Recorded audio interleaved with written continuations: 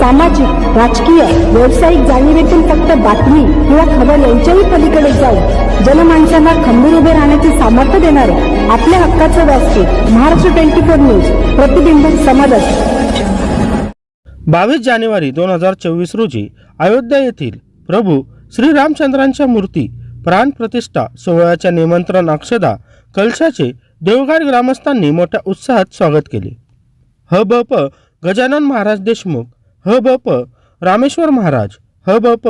शंकर महाराज सोनोने, बंडू महाराज, विजय महाराज, सुभाष संत उद्धव महाराज, गजानन बापू देशमुख, राजेश पाठक, सांडू पाटील, देवाजी आप्पा पन्हाळे, मधुकर कचोरे, विकास देशमुख, सुभाष पुरी, दिलीप खराडे, बबन पाटील, विशाल राऊत, श्याम सपकाळ, गोपाळ जाधव, गजानन हिवाळकर, दिनेश घट्टे, अभिलाष जयस्वाल, संदीप काळकरकर, स्वप्नील देशमुख, मनोहर पाटील, राजू पाटील यांच्या मार्गदर्शनाखाली सकाळी 8 वाजता अक्षदा कलशाच्या भव्य मिरवणुकीला मारुती व विठ्ठल मंदिर संस्थान देऊळघाट पारंपरिक वाद्य व टाळ मृदुकांच्या गजरात संपूर्ण गावातून जय श्रीरामच्या घोषणा देत व भजन गात ही मिरवणूक भक्तिमय वातावरणात पार पडली.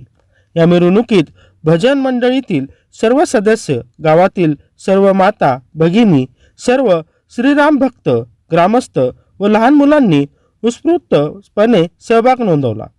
कलशाची मिरवणूक पालखीतून काढण्यात आली. यावेळी अयोध्या येथे साकार होत असणाऱ्या मंदिराची प्रतिकृतीची ही मिरवणूक काढण्यात आली. या मिरवणुकीचा समारोप मारुती व विठ्ठल मंदिर संस्थान यांच्या वतीने करण्यात आला.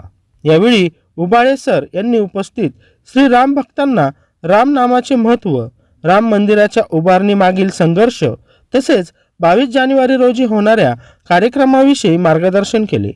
आजच्या या मिरवणुकीत मोठ्या प्रमाणात सहभागी झाल्याबद्दल सर्वांना धन्यवाद देण्यात आले. 22 जानेवारी रोजी होणाऱ्या प्राणप्रतिष्ठा सोहळ्यातील गावातील श्रीराम मंदिरात धार्मिक कार्यक्रमाचे आयोजन करण्यात येणार आहे. त्यातही आपण सर्वांनी असाच सहभाग नोंदवावा असे आवाहन श्री गजानन बापू देशमुख यांनी केले. महाराष्ट्र 24 न्यूजसाठी प्रतिनिधी इरफान सय्यद.